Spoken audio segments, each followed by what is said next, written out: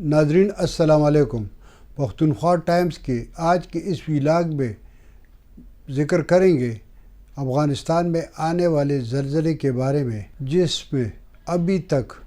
مرنے والوں کی تعداد 2300 تک جا پہنچا ہے، 3000 سے زائد زخمی ہیں، 6000 کے لگ بھگ مکانات زمین بوس ہو گئے۔ وہاں پر روزانہ زلزلے کے جھٹکے محسوس کیے جا رہے ہیں۔ کنڑ کے تقریباً 5-6 گاؤں ایسے ہیں جو مکمل طور پر زمین بوس ہو چکے ہیں۔ وہاں پر لوگ گھروں کے اندر جو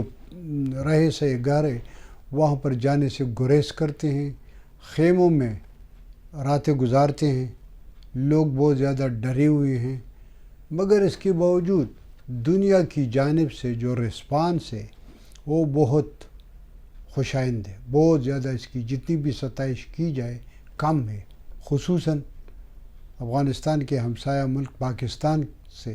جو امداد اور جو تسلیہ دی جا رہی ہے وہ بہت زیادہ اچھے ہیں، بہت زیادہ قابل ستائش ہے۔ سب سے پہلے ہم ذکر کریں گے وفاقی حکومت کا، جس نے وہاں پر تقریباً 5 کنٹینر میں جو سامان ہے، جس میں دوائیاں، خیمے ہیں، کپڑے ہیں، خوراکی سامان ہے، یہ بھجوا دیے ہے۔ اور اس کا یہ جو سامان ہے یہ اسحاق ڈار صاحب کی صدارت میں، سربراہی میں جو وفد ہے اس نے تورخم میں افغان حکام کے حوالے کیے ہیں۔ اسی طرح خیبر پختونخوا حکومت نے بھی تقریباً 21 ٹرکوں میں جو امدادی سامان ہے وہ پشاور میں افغان کونسلیٹ کے حوالے کر کے وہ روانہ کر دی گئی ہے۔ اس کے علاوہ اگر دیکھا جائے تو سب سے پہلے اسلام آباد میں عوامی نیشنل پارٹی کے سربراہ ایمل ولی خان نے قائم مقام افغان سفیر سردار شکیب صاحب سے ملاقات کی، ان کو تسلی دی، جو شہدائے ان کی ایصال ثواب کے لیے فاتحہ خوانی کی گئی۔ اسی طرح اسی جو پارٹی کے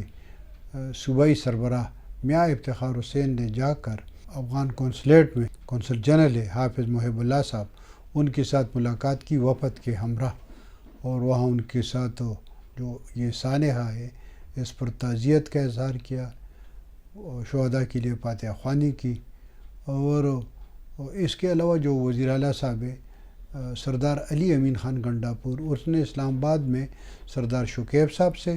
اور پشاور میں افغان کونسلیٹ جا کر حافظ محب اللہ صاحب سے ملاقات کی۔ گورنر فیصل کریم کنڈی صاحب نے بھی وہاں پر جا کر افغانستان کی سفیر سے ملاقات کی۔ یقیناً یہ جو جتنی بھی ملاقاتیں ہیں اور جتنی بھی یکجہتی کے پیغامات ہیں یہ تو ایک طرف، مگر اس میں میرے خیال میں جو سب سے اہم ہے وہ عوامی نیشنل پارٹی کی جانب سے ہے۔ اگر آپ دیکھیں تو 1994 سے لے کر اب تک افغان طالبان یا پاکستانی طالبان جو ایک ہی مکتبہ فکر سے تعلق رکھتے ہیں تو وہ ہر میدان میں عوامی نیشنل پارٹی کے ساتھ ان کی محاذ آرائی ہے۔ عوامی نیشنل پارٹی پر جتنی بھی حملے کیے گئے ہیں تو اس کی ذمہ داری کالعدم شدت پسند تنظیم تحریک طالبان پاکستان نے قبول کی ہے، اور افغان طالبان نے کبھی بھی عوامی نیشنل پارٹی کے ساتھ اس دوران کوئی خیر سگالی کے الفاظ کا تبادلہ نہیں کیا ہے۔ ہر جگہ پر عوامی نیشنل پارٹی افغان طالبان کی جو پالیسی ہے ان کی مخالفت کر رہی ہے، ان پر تحفظات کا اظہار کر رہے ہیں، اور ساتھ ساتھ جب افغان طالبان کو یا ان کی جو اس سے منسلک پاکستانی طالبان ہیں تو ان کو جب بھی موقع ملتا ہے تو وہ بھی عوامی نیشنل پارٹی پر تنقید کرتے ہیں، عوامی نیشنل پارٹی کی مخالفت کر رہے ہیں۔ مگر یہ سانحہ ایسا تھا جس نے ایمل ولی خان کی وہ پختون ولی جو ہے اس کو قابو نہ رکھ سکا۔ وہ جا کر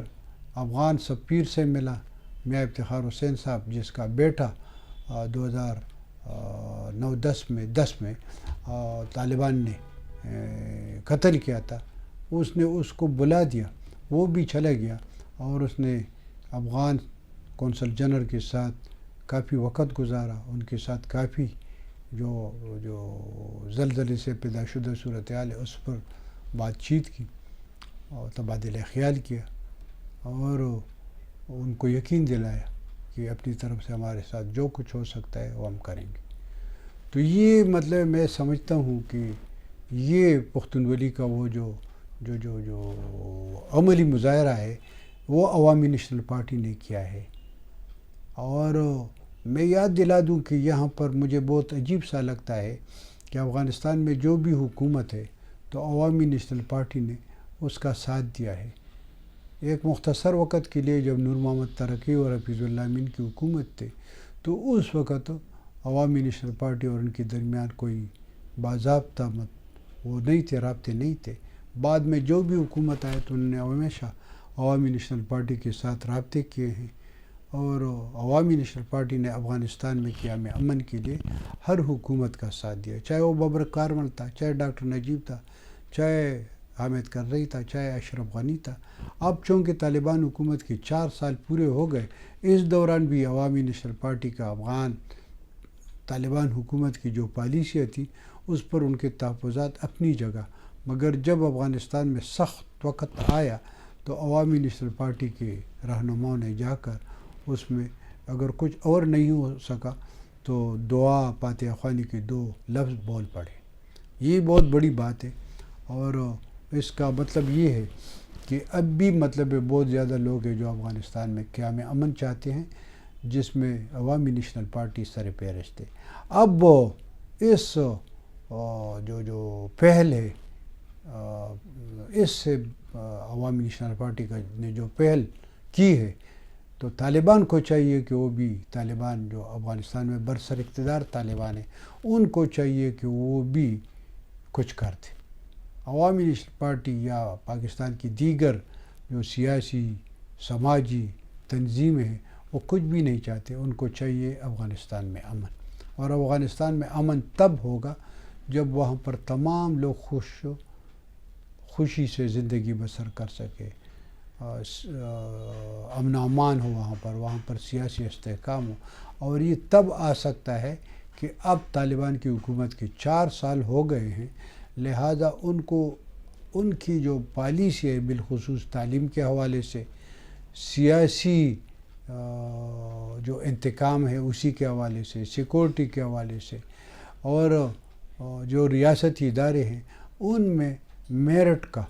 ان میں جو افغان لوگ ہیں ان کو حصہ دینا چاہیے. وہاں پر جو سیاسی استحکام ہے وہ بہت ضروری ہے، کیونکہ اس وقت پاکستان سے افغان باشندوں کی جبری انخلا کا سلسلہ جاری ہے. وہاں پر جو لوگ جا رہے تو ان کو بہت زیادہ مشکلات کا سامنا ہے. وہاں پر روزگار نہیں ہے، وہاں پر کام نہیں ہے، وہاں پر گھر نہیں ہے، وہاں پر گیس، پانی، بجلی کی سہولیات نہیں ہے.